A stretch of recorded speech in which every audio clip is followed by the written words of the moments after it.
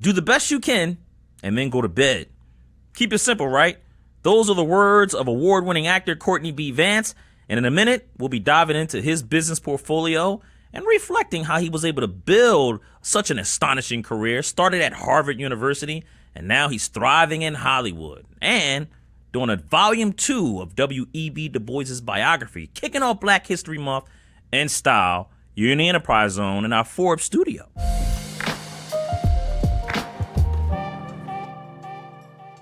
Hello, everyone. This is Jabari Young, senior writer at Forbes, and you're in the Enterprise Zone at our Forbes studio. And I have a special guest, actor Courtney B. Vance. You've seen him, I know you have, in movies and shows, including The Preacher's Wife, The People versus O.J. Simpson, where he played the great Johnny Cochran, The Adventures of Huck Finn, Law and Order, EI, husband and business partner to the wonderful actress Angela Bassett. Mr. Courtney B. Vance, how you doing, sir? Thank you so much for joining me on the Enterprise Zone. I'm very well. I'm very excited and to be here and to be able to talk about various topics. Let's go on in. Yeah, man. Now, listen, well, I appreciate it. Well, I always have to start off by asking, how's fatherhood? I know you are a father to 2 adult kids, a boy and a girl. But you're a girl dad. I have a girl as well, 12 years old, so she's definitely not an adult yet. Mine's is still in the house. But how is fatherhood, even for adult kids? You know, it changed my life. I've been, the image I had in my mind was that I never, in the grocery store, I've gone down, I'd gone down every aisle, but I had never gone down the baby aisle. There was nothing in there for me to get. So I always said, I want to go down the baby aisle. Yeah. And so, my wife and I were blessed to be able to go down the baby aisle, and I was born to be a father because my father and mother did me and my sister they did chicken right. They did us right. Yeah. And so I had a whole, too much television, too many commercials, right? I had a template. I was raised, quote unquote, right. So I knew what to do and how to roll. And at a certain point, as a pastor told me, I had heard Charles Stanley, he said, it's not a popular idea, but it is true that children 0 to 12 need to learn obedience so that from 13 on, we can have discussion. And so we are definitely in the discussion phase. You're about to go into that discussion phase. You're probably in it already. So, but why, Dad? Oh, well, honey, think about this. But Dad, why? But honey, think about this. But Dad, Dad, honey, let me say, it ain't happening. This one is not going to happen for you. Yeah. But Dad, honey, that's it. And every now and then, as a parent, you have to be able to be the one to say, not this time. And have them, feel the way they feel. And it's okay if they don't like you today. It's okay. Yeah. But, eventually they will come around to, okay, Dad, Mom, all right. What's next? Any advice for the girl dads? Just love on them. And eventually, you know everything. Dad, oh, Dad. But eventually you ain't gonna know nothing. Yeah. And you just ride that out and just be consistent. Just be consistent. Be the voice of love, but safety. But I'm gonna tell you the truth.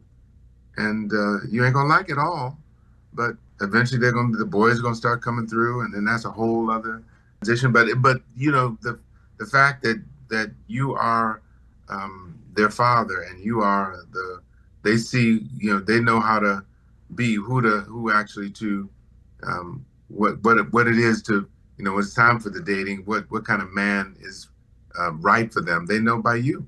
Yeah. So she knows, that she is a princess, that she deserves to be treated well. And she knows that. And if the person isn't, the gentleman isn't, out the door. Absolutely. Love you right out the door, brother.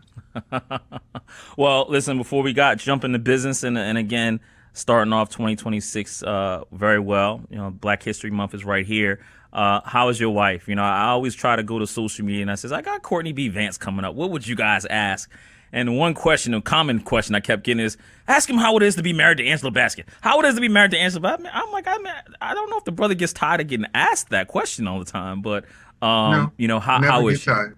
Yeah. Never get tired because she's she's like any other husband's wife. Yeah. She's the queen. So Hmm. I gotta treat her the way she wants to be treated. And sometimes that means, okay, no, oh no, we don't want to do that. Oh, okay. Because if I secure her, give her what she needs, and she'll turn around and give. And gentlemen say, but what guarantee do I, brother? Just do it. You done if you know that she's the one, and you got on one knee to get her, you better stay on them knees. You better stay on them knees. What can I do? You into the stock market? Am I No, not into at it? all. Yeah. No, I know enough to be dangerous. Hmm. I know enough that the rule of 72 at 7.2 interest rate takes about 10 years for your money to double. What's the best invention in the 20th century? Compound interest. Einstein said. So Yeah. I know that what my I don't know. I make sure I count myself as not being the smartest person in the room, but I know who to ask. Yeah. And so we surrounded ourselves with a great business manager and a great attorney and a great portfolio manager, and we meet regularly and make sure that, as our portfolio manager said, Angela, Courtney, what return on your investment can you feel comfortable sleeping at night? This is about over 30 years. Hmm. What and Angela, is it 10%? Your money will double quicker. But is it 6%? Is it 7%? What percentage return on your investment, your portfolio, do you feel comfortable? Now, the way we have it allocated, you won't participate below if it goes below 5%. But if it goes above 12, 15%, you won't participate. We're in a sweet spot. Hmm. So what do you feel comfortable? My wife said, I think 7.5 or 8. So that's where we are. 7.5, So, 8. we are positioned in the market, with more bonds than stocks, and we got a little private equity. As I said, enough to be dangerous. So, but we look at it, but with the knowledge that this is over. There are going to be highs and lows, but we're going to be in here. Yeah. We're doing this. We're not doing that, and then we're doing this. Stay And even. over 9, 10 years, the money will double. Well, I just want Yeah. just double the money. That's Yeah. all. So you're more bonds guy than stocks, that you said. Yeah, man. We're not trying to go crazy. We're not Yeah. trying to. Nope, nope. And Love it. we add to it. Add a little more to it. Get a little 7, 8, 9% private equity in there to be able to. So over time, we're Yeah. just Slow. Yeah. want the money to double. Patient investors. John Rogers out in Chicago, with Ariel Investments. That's what they say. They're patient investors, right? Slow and steady, wins the race. Listen, we're right here. Black History Month 2026 is here. What's been your soundtrack to the year, right? What's been the music that's been keeping you motivated, creative, been keeping Literally you music. unified? Literally music. What music? What songs? Yeah. What song? Oh. What artists? I like my music selection, and I love art. I love all aspects of music. I listen to classical music every morning as I'm doing my PT.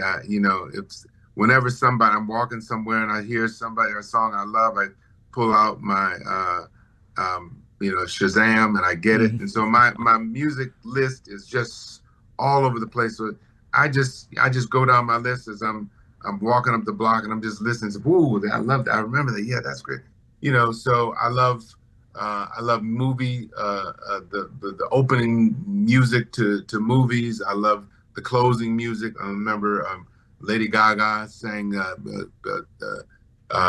Tom Cruise's Maverick, at the end of that movie. It's all over the place. So I love music. Music is art. I love dance, Alvin Ailey, Dance Theater of Harlem. I just love it to wash over me because it inspires me.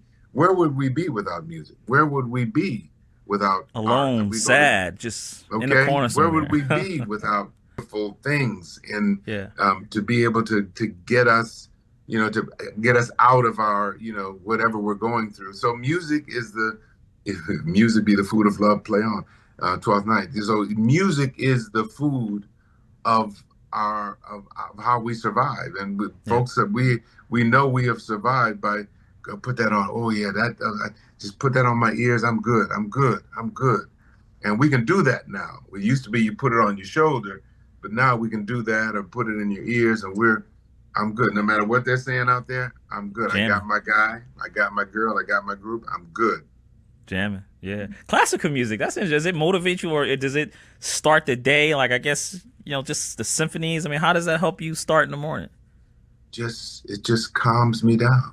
Yeah. And this music, it allows me to realize this music is 400 years old.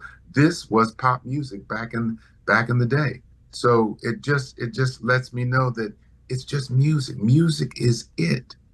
Music is our artists make the world go round. Artists used to be the kings and queens used to, to pay for artists to do symphonies for them so that they could, because there was no radio. There was just symphonies, and there was just Beethoven and W.C. and it was just that was the art of the day. So it gives me perspective. It gives me pause. It makes me calm down, Courtney.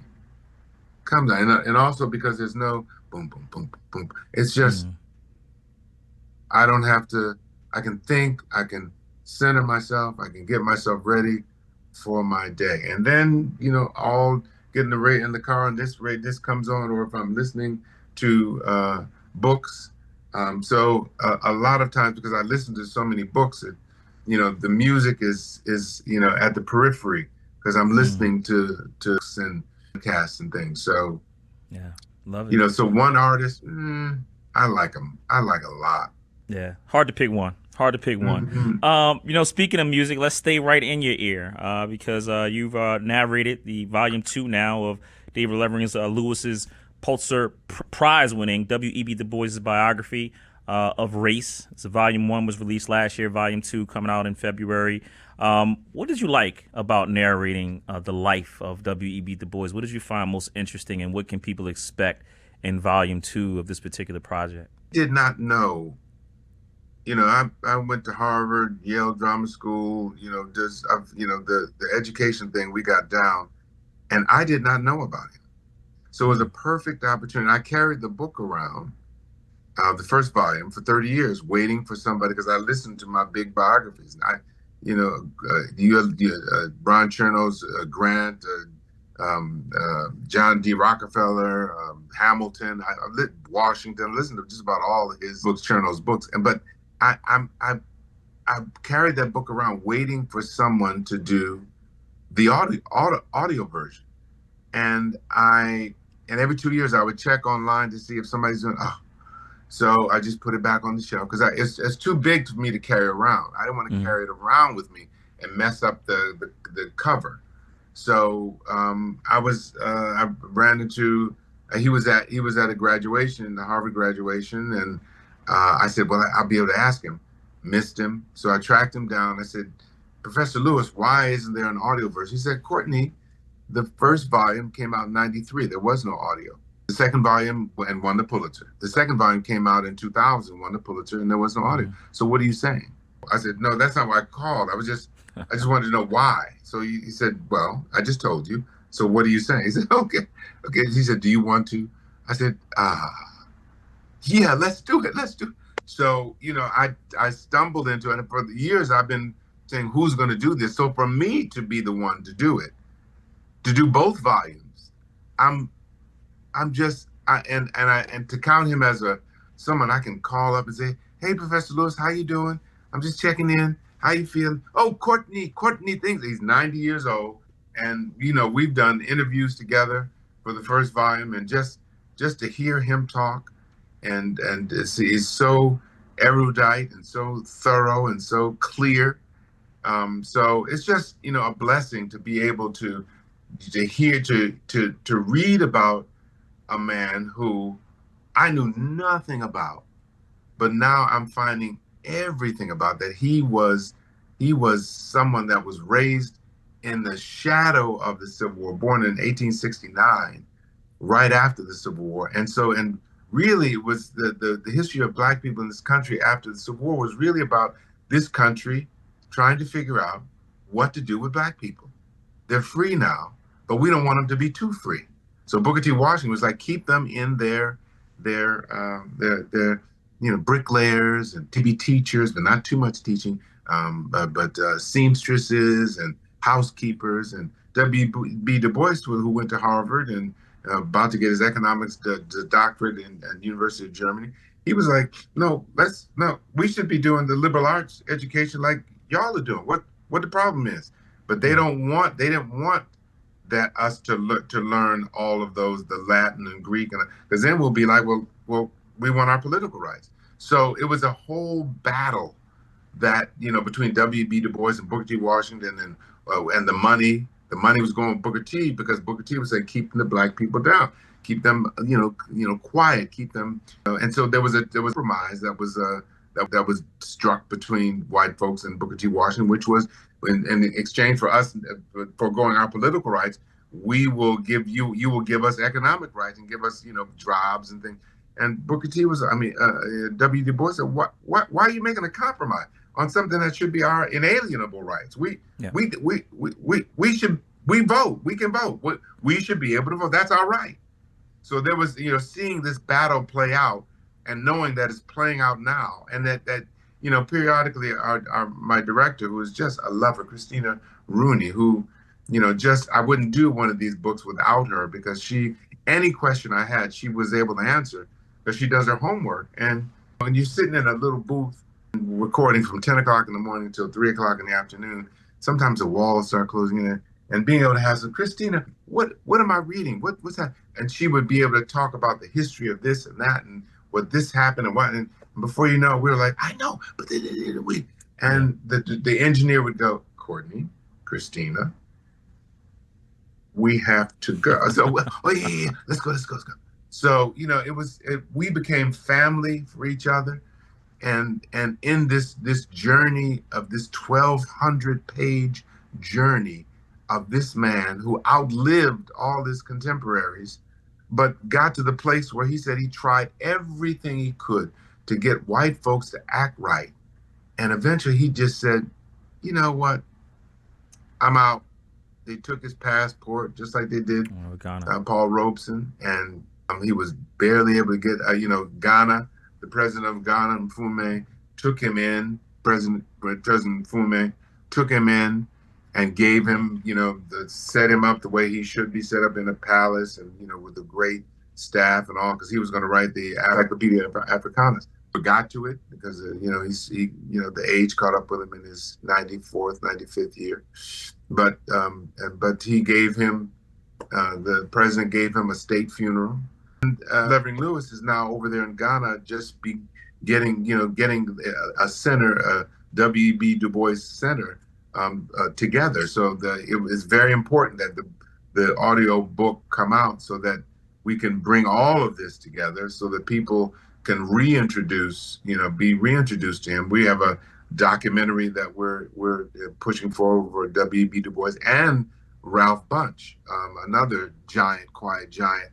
What was the name? The name of this great book, something to the effect of he can't be done without. Nobody knows about Ralph Bunche. We've been forgotten. He's another forgotten man. So it's very important, this for me, for audiences to recognize that as towering as MLK was, he was the same thing for a different era. So we've got to go back and bring him forward. Yeah. I read about him in college when he wrote the book, The Souls of Black Folks. Those Black folks. And the line that always stands out, I'm sure the more popular line is the problem of the 20th century is the color line. When you look at where we are in 2026, do you still feel like that is holding true? There's aspects of it that are true, the color line, the economic line, but now it's us coming together. As I said, when we made a $1 billion, $2 billion films with Black Panther, we did that. We can do that. We can make. We elected a African American president for 2 terms. We did that, and then right after that, we stopped. And we can't stop. We're a powerful bloc. We need to continue. We need to be able to say we're going to support that person. And if you want our votes, you better act right. And we have that power, and we need to continue to galvanize that power so that we are a force. We need to be a force. We are a force. We're an economic force. We buy more, goods and services than probably any other ethnic group, and we need to harness that for ourselves and for what purposes that we want to further. So I'm excited about future. I'm hopeful for the future. Only in that, what is it going to take for us to realize that we are powerful, more powerful together? Yeah. Looking at the future, we can go all in all, but taking a step back to look at your past. You grew up in Detroit. Living right down the street, 8 blocks or 8 houses down from Hitsville, started Motown Records, and, also during a time in the 1960s where the riots and things like that were happening. But you kind of mentioned off top, you grew up in a solid foundation in a house. Your father, Conroy, your mother, Leslie. What did you learn from your parents growing up in Detroit and that you're still taking and holding with you as a man today? That we have a spirit of excellence. That as my wife's mother said when she came in with a C, and she said, "Well, the C is average, Mommy. It's not bad. It's average." And her mother said, "I don't have average children." It took Angela aback and made her go, "Whoa, wow, okay, she's right." So stop trying to settle. And so, I was raised the same way. We knew the ticket out was education. So my parents never had to, which is the same for our children, grown and later. They never had to tell us to do our homework. Because we were going places. We weren't there, and we all knew we weren't going to come back to Detroit. After we graduated from high school, we were going to college somewhere, and after that, we were gone. So there was no, well, I'm gonna go back home and chill for a year and try to figure out. That wasn't happening. That's not the way we were raised. So we knew we had to go and we had to do it, and we had a responsibility. When I got the scholarship to go to Detroit Country Day School, I knew that my parents sacrificed for me to be able to do that. So I had a responsibility to do well, to make sure that that money and that time and that investment was not done in vain. Yeah. So it's that mindset that they instilled in us, that we have a responsibility. We have, we're to be very, very focused. And there's a balance, which when my father died of suicide, I know this session was about that, but my life is open there. My father died of suicide when I was 30, and my mother said, again, teaching, we're going to stop this right here. You're going to go into therapy. When you go back to New York, my sister, you go to DC, you can find you a therapist. I'm going to find a therapist in Detroit. We're going to deal with this. And it saved our lives because the mental aspect. And so you fast forward to our children. Pandemic happened. They're 9th grade. The area we lived, they were going to the public schools. We popped them out of public schools in 8th grade. They were in 8th grade in public school. We popped them out of public schools from 1st grade to 8th grade. Private school, we went in the 9th grade. They were pandemic. They're in front of the computer.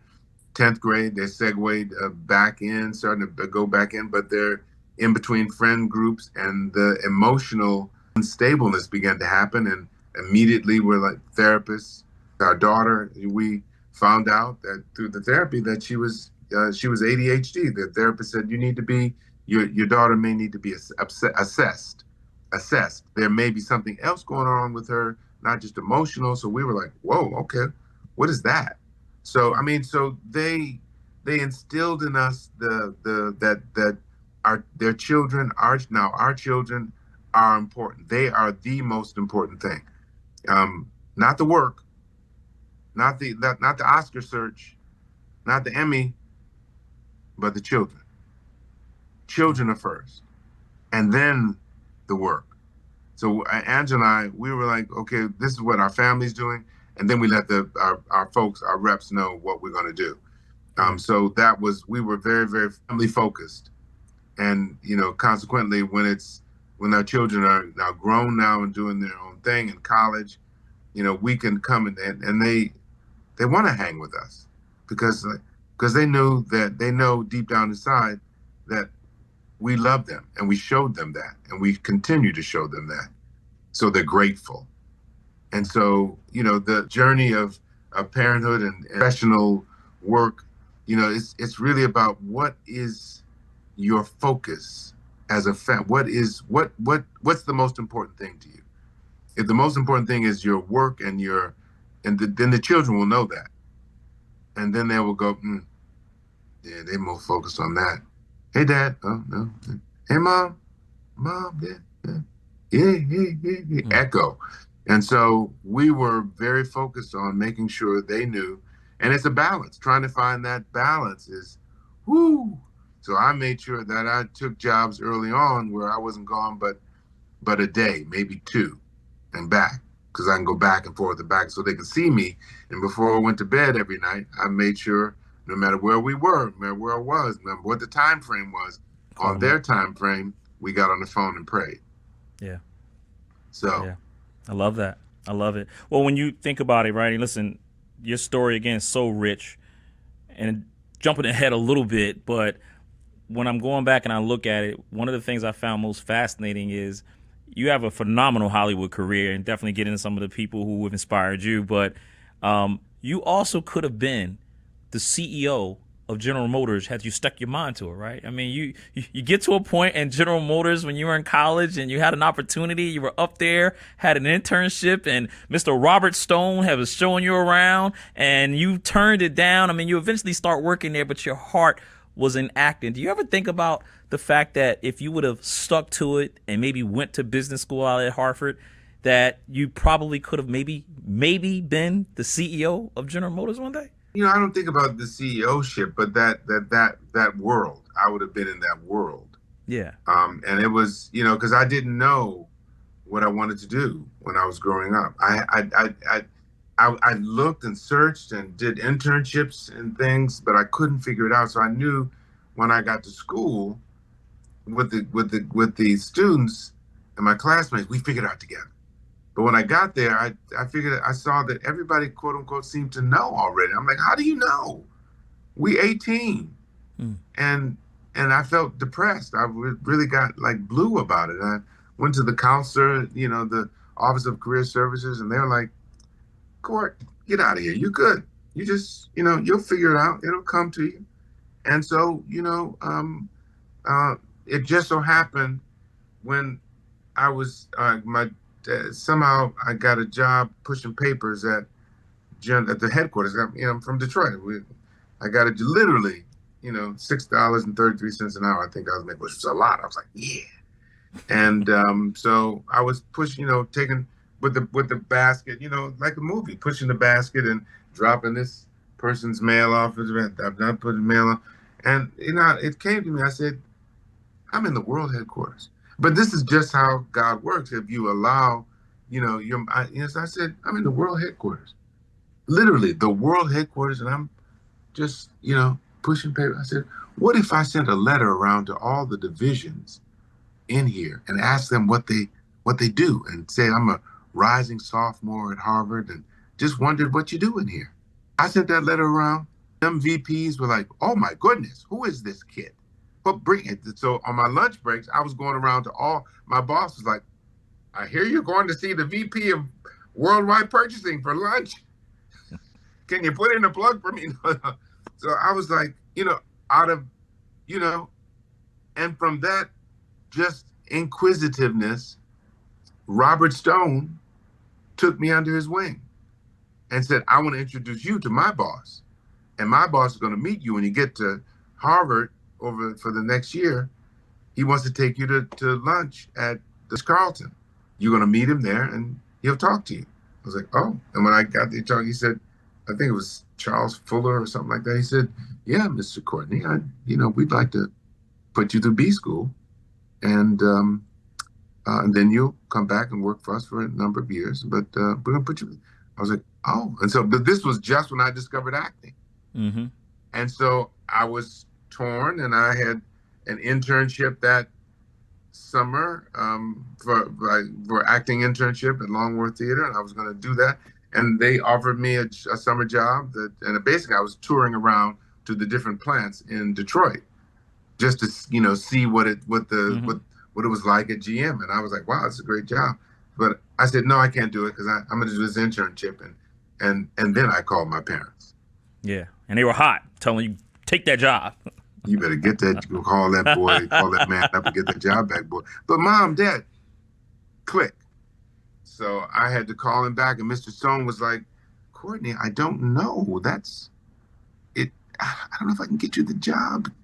I was like, Mr. Stone, I need a job, So, but he eventually got me the job back. And, 10 years later or whatever, I was on Broadway doing Fences. And I get I'm on the 5th floor of, the theater, and don't nobody come see me. I'm way up top. Ain't nobody coming up 5 floors. But he said, Mr. Vance, on the intercom of the stage door, good gentlemen, there's someone here to see you. And I said, oh, wow. And I ran downstairs. Nobody comes to see me. And Mr. Stone was there with his wife. He came out he was a worldwide purchasing head of Europe. He came from Switzerland to see the show. And the two of us just wept like babies. We just wept. Yeah. Look at you, Court. Look at you. And you're right. I could have. But he recognized that this was where I wanted to be and needed to be. And he still was able to get me that job back. And I love him for it. It's those kind of people throughout my life who have, and that's why I'm so grateful, because I couldn't have gotten to where I'm going without the Robert Stones, the Lloyd Richards, the Earl Gisters, the people, the Tina Packer, God rest her soul, all these people who stood in the gap, Kristen Linklater, who stood in the gap for me when I didn't know who I was. And so, that could have, I would have been in that, I don't know if I'd been in the, because B school, I could have been in the line for that, but that's a political game. That's a political. It is. Yeah, it's a whole political game. But I didn't know. I could have done that. Yeah. If that was the boom, and my parents would have been like, and B school, wow, that would have been wow. What would that have been like? Because if you go to B school, that translates into management. Mm-hmm. So you're right. That could have been, at least a VP or something like that. I think you would have been a CEO. I really do. I think you would have been a CEO. With the charisma that you have, you probably could have been a CEO, okay. Right? Your ears too, All right. But when you look at your career as a whole, right, and again, starting on Broadway, right, even before then, right, Shakespeare, but Broadway with Fences, with James Earl Jones, meeting August Wilson, right? He was a professor, right? He was at your school. Preacher's Wife, The People versus O.J. Simpson. That was a master class that you put on, playing Johnny Cocker in that role. Lilo and Stitch, again, the Tony Awards, the NAACP Awards, the Image Awards. Thinking about where you came from, that kid sitting on the step in Detroit, just watching the stars. So you didn't know the stars, right? To now. If you had to describe your career in one word, what word would that be? Blessed. Blessed. Why blessed? Completely and utterly blessed. Because if it's at any point, I could have been boom. That my father's suicide when I was doing 6 Degrees of Separation on top of the world, on top of the theatrical world, but didn't know who I was. And because my mother had said, and when our mother said something to us, and she talked really quiet, I want you, and we were like, okay, well, I guess I got to do that. Now I got to figure out how. How do you find a therapist? I don't know. And so 8 therapists later, bam, there was Dr. Kornfeld, and my life spun on her. she led me out of the woods and into the bright light so that to get me ready for Miss Angela. And Dr. Cornfeld was at our wedding and pulled me aside and said, Courtney, we did some amazing work. I said, you got all kind of amazing clients. Me? Little old me? She said, yes, little old you, Court. So I just want to thank you for allowing me to be on your journey. And so it's just, at every stage, I just go, wow, look at, and, just grateful for the people that took my hand. Mary Alice, Kathy Slade, Frankie Faison, Jerry Zaks, John Guare. I mean, just grateful.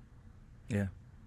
Any looking into your portfolio and business, get you out of here on some fun stuff in a minute, but any missed investment opportunity that you still think about to this day that maybe you said no 2 years ago and looked up and said, yeah, maybe I should have said yes to that? No, I don't even, I always when I look at things, I go, wow, that's a great, the glide, the tooth, because my teeth are tight, so I can't, but somebody put a flat, on a little stick and put the flat piece in, but man, I should, Post-it note. Man, Post-it note, baby. I do Post-it notes like crazy. I love Post-it notes. So you could have been an investor in that? I'm just saying, I wish I was. Okay. The number 2 pencil. I wish the paper. That's true. Yeah, come on, that's now. true. I was talking to Derrick Rose the other day. He had his jersey retired, and you a Pistons fan, and he played up in Detroit. I'm assuming you're a Pistons fan, Courtney, because I saw you at the Clippers game with Steve Ballmer hanging out with him, and so. But I'm assuming that those Detroit roots, you're still a Pistons fan, right? The Detroit roots are deep, but I grew up Bob Lanier, and Dave Bing and Dick Barnett. They was struggling, so I had to go somewhere. So okay. It's okay. I'm a Steve Ballmer. Well, they're winning now, so you can go back. They are. But I can't be a fair weather. So that's true. I'm grateful that they're winning now, and that's exciting to me that they're number 1 in the East. So I will be cheering for them to go far. Absolutely, especially after the year they had a while ago. They were losing like 15, 20 games in a row. But Derrick Rose, he said he missed out on a Chick-fil-A investment, right? It could have been right down in downtown Chicago. And I'm like, wow.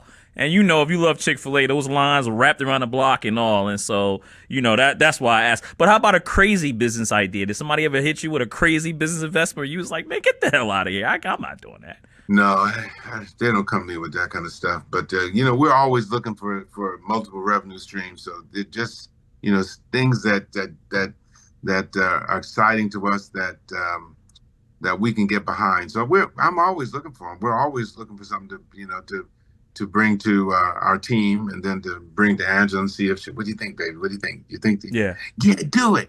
So, but it's, all of it's gotta pass her. So we're always looking for him. We're gonna find one. We're gonna get one. Well, how's Vance Productions? I mean, you have your own production company with your wife, your business partner. Is she the CEO of the company? Who's the CEO of Vance Productions? We are. We're joint. You together, co-CEO. Yeah, absolutely. Okay. But it has to be one. The buck has to stop with someone, though. So who has the last decision power when you're co-CEO? She does. She got the last decision. But we have a great team. They bring us stuff, and then it's vetted so that we can look at each other and go, yeah, or nah. But we're always looking for for content creators and storytellers whose voices are not heard, and we're really about that. We're really about trying to further, as I said earlier, to keep that to open up the door and keep it open, and that is folks say that Ryan Coogler with Sinners. Yeah. That it's they keep trying to say that we don't play overseas, and stop it now. Just stop it. Yeah. We play wherever. So that's not a reason. That's not the reason. You can't use that as a reason why you won't invest in. And we got to stop going to them and saying please, please, please. And we got to do it ourselves and find invest companies, overseas, in Africa, the Netherlands, where they want to be able to be in business with the folk, the likes of Angela and I and others. And then come together with other like-minded performers and business people to be able to do our own thing. So that's the next phase for us, to be able to do our own thing and to create create partnerships so that financing flows. So that's right. We're very excited. Using production company. I love it. Get you out of here on some fun stuff, Mr. Vance. And listen, thank you so much for the time. And I'm definitely going to be, going and getting volume 2. Big W.E.B. Du Bois fan. And you're right. I've been staying away from biographies. It's like, man, I'm reading Warren Buffett's biography now, but it's like, it's hard. It's like, how the hell am I going to get through that? The audiobook version is just right. So I appreciate that. Definitely will pick up volume 2. But looking ahead, I'm assuming you made $1 million. You're Courtney B. Vance. You made $1 million. I will say you made $1 million. What is the first thing? What's the first million that you spent? You remember what you spent $1 million on? Spent literally $1 million on? Never. I would never spend $1 million on anything. Well, all together, not at once, but maybe a house, a scholarship. So you got kids. Probably the one thing that I remember that I did when I started to make money is I paid off my student loan. Oh. That's a blessing in disguise. That's right, because you went to Yale Drama School, so that was expensive. I went to Harvard undergrad, Yale Drama School, and carried total between those two about $35,000, which is nothing these days. When the cost of education is, Harvard is 83, 85, something like that. Yale is 82, so maybe it's the reverse. But I think that might be just for one semester. That to me was. To be able to pay off my student loans, and I'm going to find that page where I actually signed that. It's just feels good. It feels really, really good. Or just we when we retire our mortgage on our house, that's another one that we're going to look forward to doing. So just all those things are for our children so that they see that that one of the things that our business manager, Mr. Jeffrey Turner, taught us is that you can put yourself with an artist career. You can put yourself on a budget. The first money that comes in between the two of you, whoever gets the first job, that money, that's the money we live off. Everything else goes to the portfolio. Yeah, is it still like that today? Absolutely. Wow. So you and Angela Bassett live off of a budget, and everything else goes to investments. Everything else goes into investments. So it's he taught us how that we can structure. We don't have to be willy-nilly.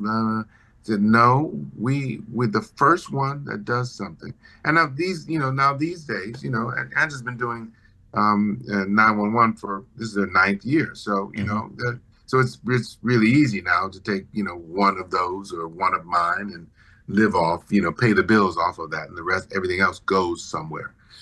So, but the idea of that, allowed us to go, got it. We can do this. And, he taught us, and also, teaching us about, making sure we have the correct amount of, insurance, disability insurance, of course, the health insurance, auto insurance, home insurance, all the different insurances. I mean, just teaching us financial literacy.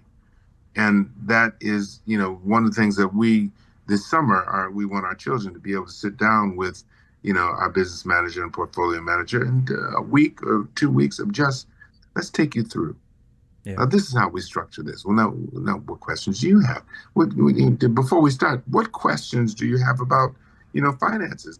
So just so they start to learn what a mortgage is, how you structure, how you pay your bills, what credit cards, credit card, when you get your credit card, don't buy anything that you can't pay off that month. Yeah. You pay because it's your credit rating. It's all of these things that, when you get to be a senior, them credit card companies send you all these credit cards. Oh, I got a credit card. Them kids just, and then all of a sudden they start their careers with boom, $20,000. 22% interest. Yeah. Right? So I said, no, only buy what you can pay off that month. Yeah. And you better pay it off because it'll affect your credit rating. You'll be, you want an 800 credit rating. So anyway, all of that. Yeah. Movie outlook. Again, you're in Hollywood.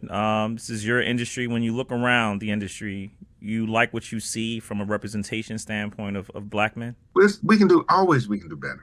We can be, in control of how things, what pictures, what projects, that are shown. I mean, that's why, there's many projects that are coming out that, especially on the streamers, that we see, ourselves represented very, very well. We can always do better. Yeah. I'm not going to try to say that we're really doing well. We can always do better, and because the business is shifting, and the social media aspect of this business has shifted the studio. Shifted business as it is, the conglomeration, the people are trying to, studios are, trying to come together, but sir, like, well, we can hit the button and we can watch it off. We can do it ourselves. We don't need you. And so that whole, the young folks are leading us into another dimension, and we have to pay attention to, the social media and how that is affecting, and don't even talk about AI. I mean, so the business is shifting, and it's requiring us all to be a little more nimble in how we approach this business. Yeah. Well, took it to LinkedIn, get you out of here on two last questions. And the first, I took it to LinkedIn, asked, I got Courtney B. Vance coming up. What would you ask him? Dennis Nicholson, he said, I'd love to ask if his body of work is a message that he hopes is saying about black manhood, dignity, and possibility. And anything that you've done in your body of work that you really can say that message is preached? We are worthy of being taken care of. We are worthy of taking care of ourselves. Yeah. And last thing, get you out of here on this. Good to Great, Jim Collins. That's my favorite business book, Good to Great. I love it. What's the difference between a good actor and a great one? Opportunity. Meryl Streep is the greatest actress. Andrew Bassett, the greatest actress. Robert De Niro, greatest actor. Jake Gyllenhaal.